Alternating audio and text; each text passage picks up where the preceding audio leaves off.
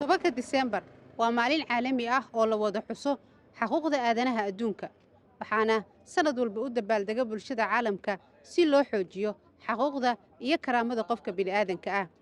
Haddaba, qaar ka mid ah bulshada ku nool magaalada Muqdisho oo aan la dhex qaadnay makarafoonka Bilan Media ayaan wax ka weydiinay maalinkan iyo waxay uga dhigan tahay qofka Soomaaliga ah. bini'aadanka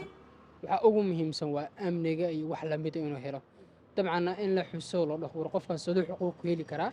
dabcan la baro dadka in la xuso kaliya maahan dadkan in la baro war adiga xuquuq maxaa leedahay maxaana xuquuq lagu leeyahay in la baro dadka muhiim waay yani inaysan naga noqon Soomaalida adduunyada xusay inaysan naga noqon laakiin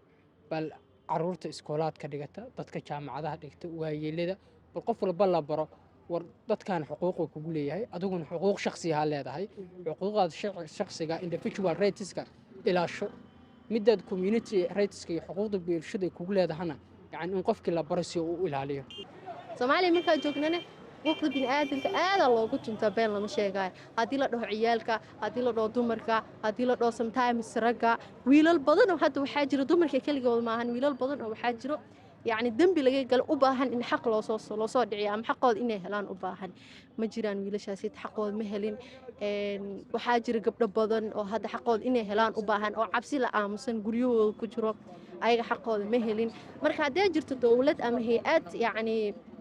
taageeraysa xuquuqda aadanaha dadkaas ay soo bixi lahaayeen anigu inta aan ogahay ama aragtidaydu la egteen ararkay xuquuq badan oo la dhowraa Soomaaliya kama jirto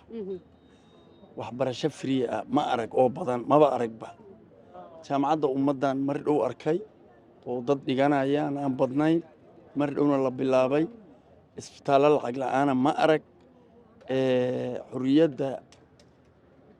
dadku aad xor uma ah Maryan Cabdiqani Xuseen, Bilan Media, Muqdisho.